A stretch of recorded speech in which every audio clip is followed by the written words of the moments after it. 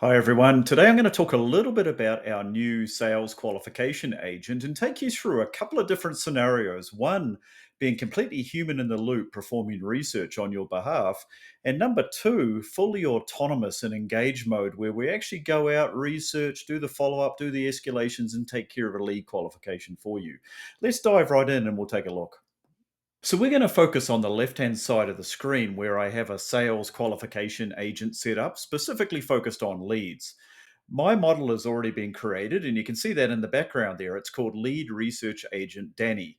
And my model is fully autonomous. But before I show you the engine room and how I created it, let's go and have a look at what the front end looks like and the kind of outputs we're getting. If I go into my Dynamics 365 AI Hub, I can come in and I can go to my AI Optimization Hub to see all of my agents in action.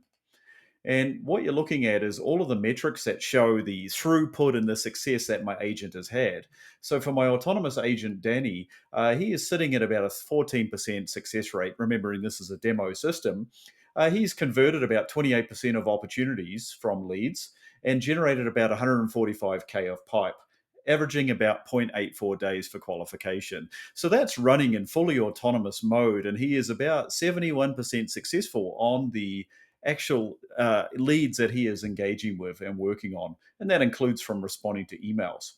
And Microsoft's done a really great job here. So I have these charts that tell me the visual throughput of these leads as they're going through the funnel, and then also what is happening on the customer engagement front as we're sending and receiving emails and using the agent to engage.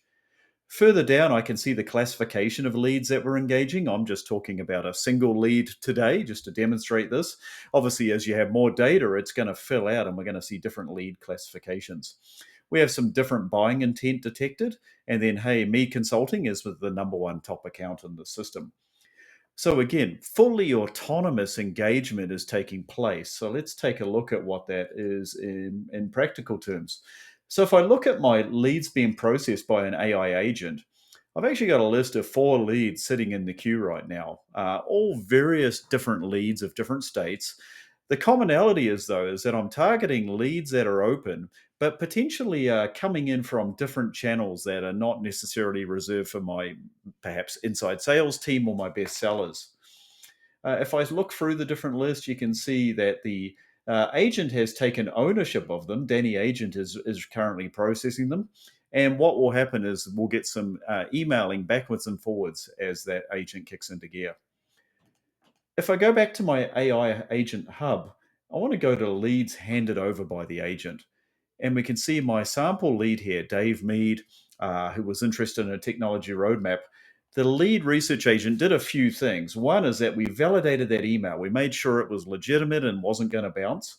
And we also got some suggested actions coming out of this too. So we've got that, hey, Dave is a CTO, he's located in Canada, organization has about 210 employees with 25 million in revenue.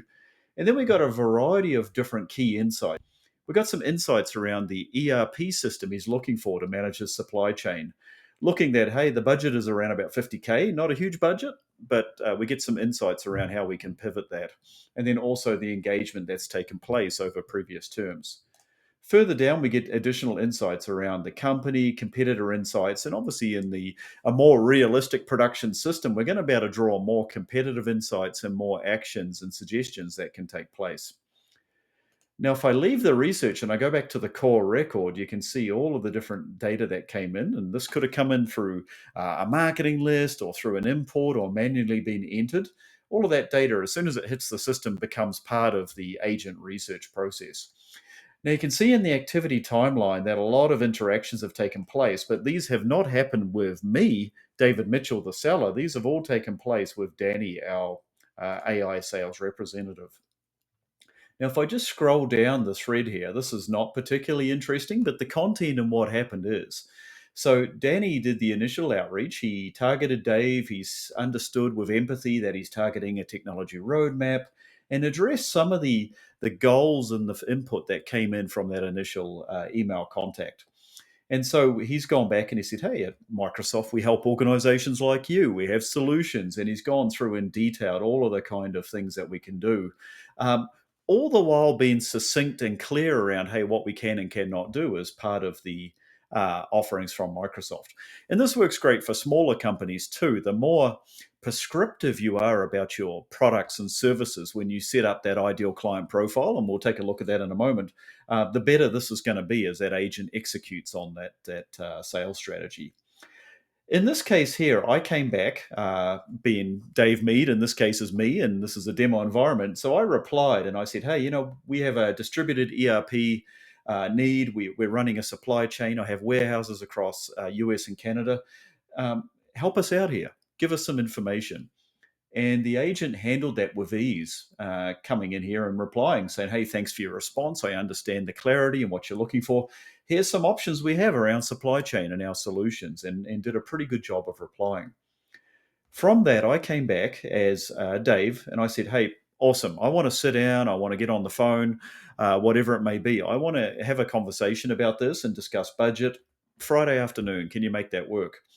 Now, clearly, an agentic AI agent cannot sit down and actually have this meeting in person and take this forward.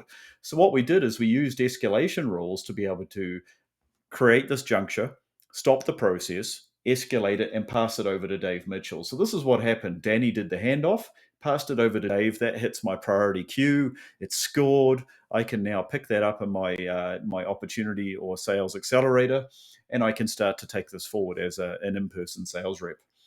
So the agent did a pretty good job of driving this forward autonomously. And you're going to see a lot more in this space and a lot of announcements coming over the next several months where we're going to be able to engage and do things like schedule a meeting, set up a phone call, handle objections, be able to bring in additional knowledge sources, different line of business applications using Copilot Studio, and really take this to the next level. But the value of what I just showed you there is that this is plug and play. Yes, I'm consuming Copilot Studio credits as this runs, but anybody with Dynamics 365 sales can turn this on now that it's GA, set this up, and actually start to have some autonomous agent help them scale their sales force and get things going. So let's go look at the engine room behind this and how we actually set it up. I mentioned earlier there is also a fully autonomous version of this. Very, very similar. What you're going to see is that same research screen showing up with all of that kind of research around insights and suggestions. The difference is that the autonomous agent is not pushing that forward.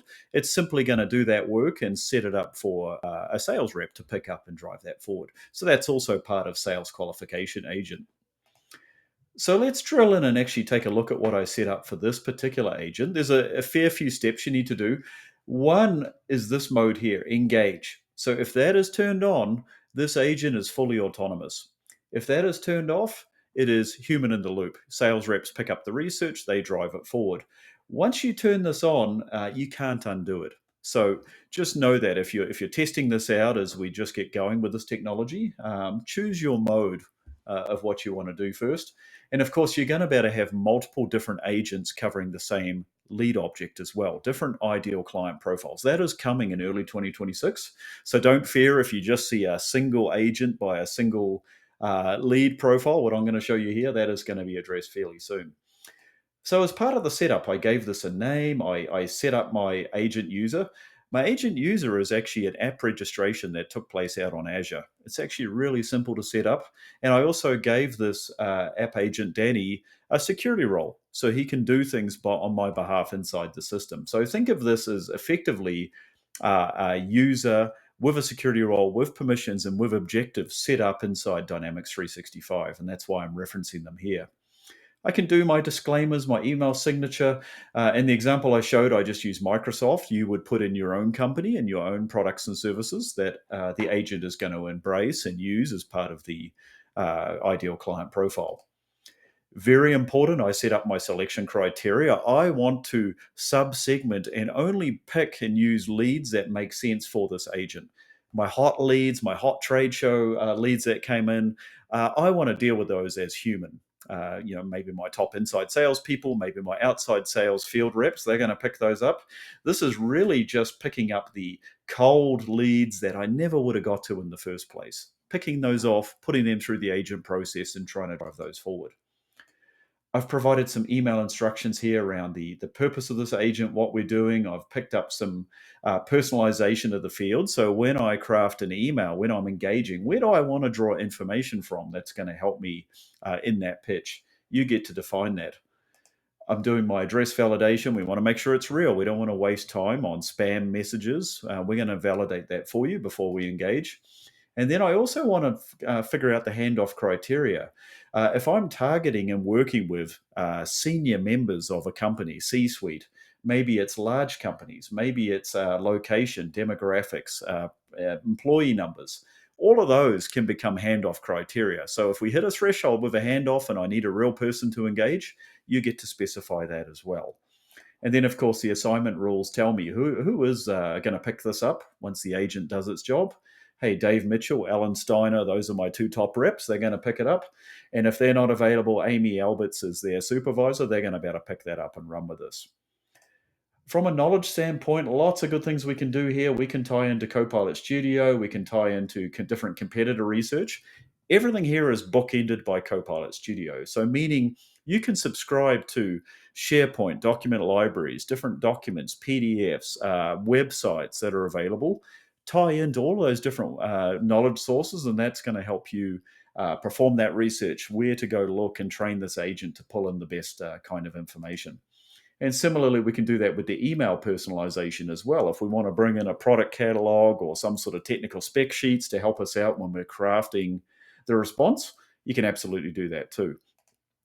When you run this for the first time, it's going to force you to do a simulation. And this is a good thing. It's going to make sure that, hey, you've got the segmentations, you've got some leads in the system that fit the criteria.